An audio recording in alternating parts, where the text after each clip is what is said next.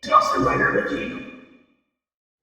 Hey YouTube, Dawson Rider here. It is finally time for my Kamen Rider Saber catch-up review after a long hiatus. I talked about in my last review of Saber how I was going to be taking a break from reviewing it weekly, but I intended to keep up. But I was just having such a hard time enjoying the show, I fell about 10-11 episodes behind. I believe the last episode I watched and reviewed was the debut of Ren. Was that his name? The little twerp guy I hate. The Green Rider. I'm having a hard time with names because there's so many characters, but that was about the last time I was there, and so I picked up right after that, and there's been a lot that's gone down and a lot to discuss. So first of all, let me say that overall, after watching all the episodes, it wasn't as bad as I thought it was going to be. I was really dreading it because I wasn't really enjoying the show at all when I was watching it week to week, but catching up on it wasn't so bad. I think there was some stuff to enjoy. It wasn't as hard to watch as I thought. There's some enjoyable action, some interesting story stuff. It moved along fairly quickly. However, the series has a lot of problems that I'm obviously going to be discussing in this, and I think I'm going to use the framing of this review in terms of talking about everything that's happened since I last reviewed it until now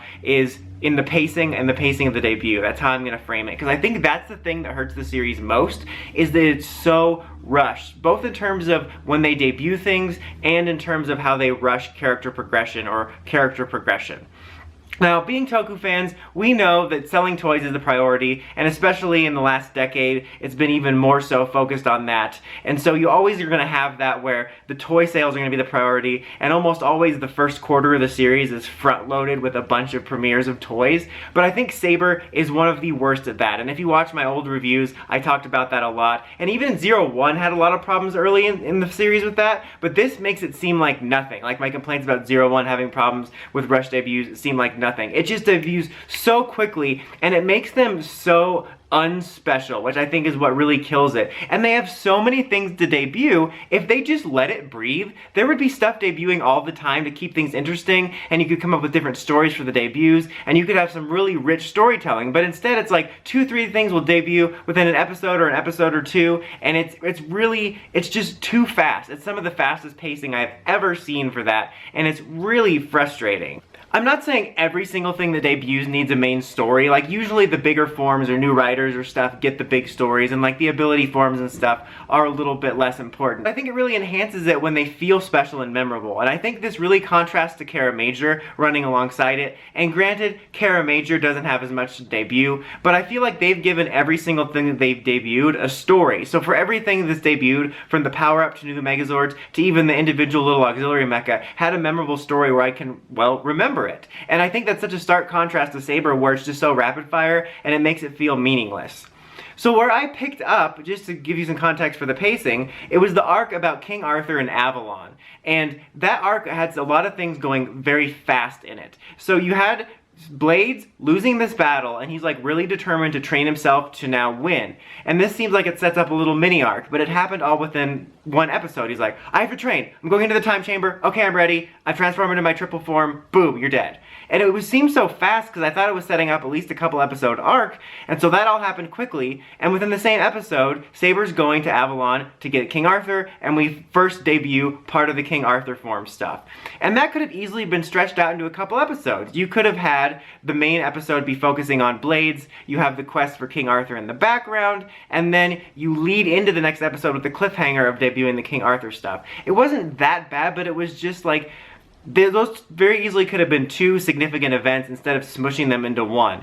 And there was a lot of hype around the King Arthur power, just because obviously it's a robot toy they need to sell, and other than the fact that it's been brought up with the debut of Yuri, it then largely amounted to nothing. Then we have this arc with Caliber, and that's kind of been the main focus of everything, is this arc with Caliber for the main chunk that I watched. Like, you kind of had this Excalibur arc, which also had to deal with Caliber, this middle chunk with Caliber, and then now you have the writers fighting each other arc. But it was, the main chunk I watched was all about the rivalry with Caliber, which I think did have some interesting stuff in it.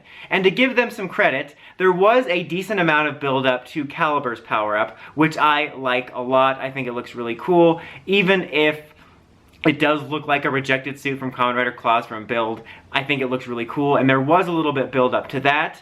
There was also a decent amount of build up to Dragonic Knight, so there wasn't an entire lack of build up for everything, and things slowed down a little bit in pace, but I still wish they would cool their jets a little bit.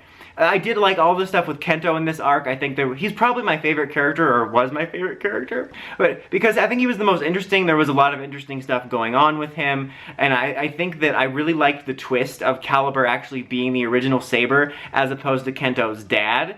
I didn't see that coming. Maybe it was something a lot of people did and I'm just the dumbest boy in school. But for me, there was just so much going on in Saber, so many characters to keep up with and forms and everything. And it's also been very basic that my attention was so diverted everywhere else that I wasn't even thinking about it, and I just assumed it was Kento's dad. I really did not see that twist coming. I guess I should have, because they kept disguising his voice even after you supposedly knew who he was. But I thought that was a good twist that not only did I not see coming, but I think it made the storyline more interesting, rather than just kind of the generic, almost Darth Vader-y tale of the dad that betrayed the Jedi Order, or the Knights of Logos Order. You have this interesting new dynamic now that all of a sudden now includes Saber, and also makes things interesting because Saber and Kento are friends, and I think that made the storyline a lot more interesting than it was initially. It was also kind of funny in that arc until Kento actually was killed, although he's clearly has something going on in the Shadow Realm or whatever. But until Kento was killed, I feel like there was two fake outs where you had Blades sacrificing himself. I'm like, oh my god, they killed Blades! And then the next episode, they're like, oh, he's just resting. And then that same episode, I'm like, oh my god, they killed Kento! And then I'm like, oh no, he's just resting. And then they finally killed him off. It was like two fake outs. And then they ended up actually killing Caliber off. So that was pretty extreme. There was a lot of intense stuff going on in that regard that I didn't expect, but I thought it was funny that there was kind of two fake outs. And so leading into Caliber's defeat, I think there was some interesting stuff there, and in a way, it's a very different situation, but once we find out Caliber's motivations, it in a way reminded me of Zangetsu and Gaim. It's very different in a lot of ways, but it reminded me of the fact that Zangetsu was presented as a villain, but then you find out he was originally trying to do the right thing, and he ended up going the wrong way. Obviously, this is a little bit different, but it kind of reminded me of that, and I thought the idea that essentially both previous Calibers were corrupted because they were trying to find out where the corruption was in the Order was interesting, and the fact that he passed that on to Toma for the next arc I thought was interesting, and I liked the way that ended. It was kind of surprising the way that they killed him off. I thought there was some good stuff there. Now, one thing I didn't like in regards to pacing was the debut of Blade's upgrade form that's along the same lines of Dragonic Knight, mainly because that one felt very rushed. Like, I thought there was a decent amount of build-up to Draco Malfoy, to Dragonic Knight, and then the very next episode you have to debut Blades. I think there could have been a little bit of breathing room there, and to be fair, they set up that they were working on it, but I like that Dragonic Knight had story significance, and I wish they would have waited to give it some sort of story significance. They could have even saved it for the arc where they're fighting Toma, and because Toma has this power-up that they don't have that's more powerful, maybe that's why he needs to use it. And like, that one is more of a nitpick because it was a little bit more naturally done than some of the other fast-paced ones, but I feel like just with some tweaking, this could have such better pacing, and it just bothers me how quick and meaningless a lot of the power-ups would feel when they could feel like really significant debuts. The other thing that's too rushed is they just have too many characters too quick. I'm not opposed to a mini Rider series, in fact I really like those, but there's just so much thrown at you so quick, it's really hard to get a grasp on all the characters. And when I was starting back up, I even forgot about the villains. Like, honestly, I could care less about the 3 villains that aren't Caliber just because I have no time for them, because I was trying so hard to keep up with all the writers and kind of get a feel for who they were as characters that I'm like, with all these other villains, like, I don't care about you at all. I don't know who your names are. I just don't have time for you. That's just like another way that there's just too much coming at you too quickly. Now, getting into this most recent arc with Toma having to fight against the other writers, it's a very mixed bag because it includes one of my least favorite things about Toku, which is misunderstandings. So many times in Toku series, and especially the team-up movies, you always have the heroes fighting over a misunderstanding that makes them look like pea-brained morons that can't think critically. Now, on paper, I think this is a decent idea of them turning on Toma because Toma is following the same path as the other Calibers as he investigates this, but they're not getting to it in the right way. It kind of reminds me of Arrow Season 6, if you watched Arrow, when they did the Civil War storyline between Team Arrow and New Team Arrow, and it's like, I could logically see how they could get there, but they didn't take the time to make it feel as natural as they could, so that they wanted to get to the end result without doing the work, and that's what this feels like. Like, I think the idea of them turning on Toma because he's walking a similar path is interesting, and leads to some interesting stuff, but it just happened too quick. Like, that's one of the main problems with Saber, is they'll so often introduce a story or a story idea that I think is going to be an entire arc, and then they'll do the whole arc in the next episode. Like, I would have liked to have seen Toma investigate on his own for a little while, and then you gradually have the Southern lady, whatever her name is, turning them against him as they see him acting sort of shady as he's investigating, rather than it just happening all of a sudden. And they all just so extremely acted out against him. And I did like that eventually they had Blades questioning it a little bit. You know, I like that it wasn't so cut and dry and he was thinking back on it a little bit, but still, the fact that they just also immediately attacked him was really annoying. And again, I think this could be a good storyline, but it's just so manufactured in some ways. I also think it could have been interesting to have her sort of slowly turn him all against him. Like, each episode would have her manipulating each one of the other writers in a different way to turn them against Toma, rather than it just being this really quick scenario. I also feel there could have been more done with Rinchiro in terms of being conflicted, because he's very much that sort of dutiful swordsman that's by the book, and that's why he doesn't think the Sword of Logos can do no wrong. But there was also a moment when he was with Kento, when he's like, your duty is being a swordsman first. But then he sacrificed himself for Kento later because he was like, actually, you know, it's more important to be a human. And I thought that showed that he was more flexible. And I wish they would have brought that in more. It's kind of one of those things where his actions kind of dictate the story rather than the character. And then you do have the debut of Yuri, who I actually do quite like. I think his character is interesting in terms of just the general setup of him being the swordsman of light who trapped himself in the sword so that he could protect it. I think it's an interesting setup. I enjoyed some of his scenes in sort of the fish out of water comedy when Toma was showing him around. And I was a little bit frustrated with the little debate between him and Toma about whether or not to destroy the human Agito? The human villain. Mainly because there's already the conflict going on with the main writers, and I was like, God, do we really need another conflict? And then I was glad because I'm like, oh, he actually listened to Toma, unlike the other writers who aren't listening to him right now. And then he's like, well, the whole time, didn't you know if you destroy them with my powers, then you'll save them? That was dumb. I wish that wasn't done, because what I did end up liking about that story is that Yuri actually listened to Toma as opposed to the other writers, like I said. But it's whatever. I'm kind of glad they're working together. I like his general setup, and I will give them props with how rushed everything is. I did like that his debut was a little bit better paced. Like, we met him quite a while ago during the Avalon arc, and even when he debuted, we gradually rolled out his powers and his alliance with Toma. So that's one of the few things that felt naturally paced about the series. Just to talk a little bit more about it being rushed, as I mentioned, I think that the form debuts and all that are very rushed, and I wish they were better paced out. But something else I think is rushed is I think they're just rushing the story and the character development in general. They spend so much time shrieking, "Friendship! Comrades! Friendship!"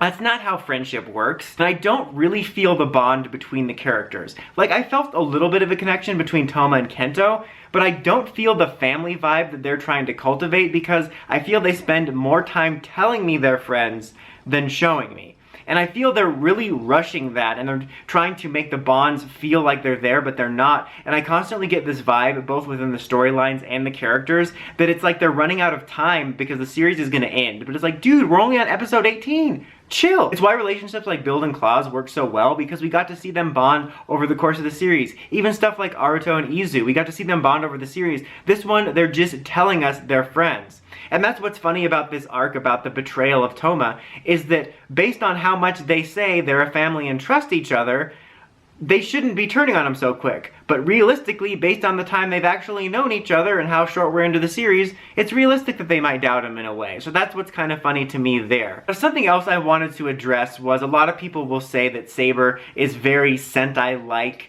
and I can totally see that. I mean, let's be honest and fair. For the last decade plus now, Rider's general aesthetic and tone has moved away from that original mood Rider had and has been much more in line with the loud explosions and colors and preaching of Sentai, for sure. But messages about friendship and teamwork have always been in Rider for the longest time. I can't vouch for the Showa era, but so long as I've watched even the older Heisei era, it's always been there to a degree. In modern times, it's definitely been amped up. I think Saber is definitely a significant case, just because you do have basically the colorful team of characters that look like a team of Sentai. Not to mention there's lots of emphasis on friendship and teamwork.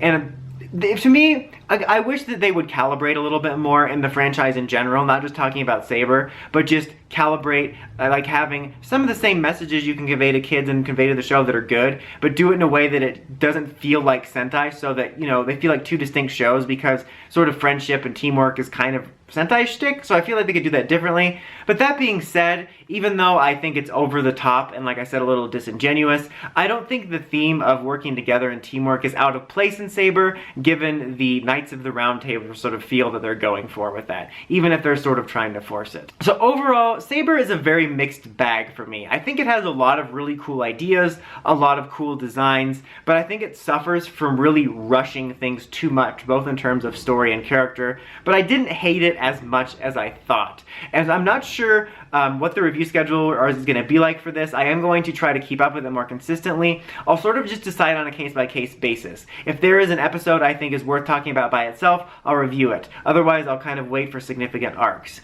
But what do you guys think of Kamen Rider Saber so far? Let me know in the comments as always. Until next time, don't forget to like, comment, subscribe, and climb the steps and ring that bell so you can see my videos. Dawson Rider, signing out.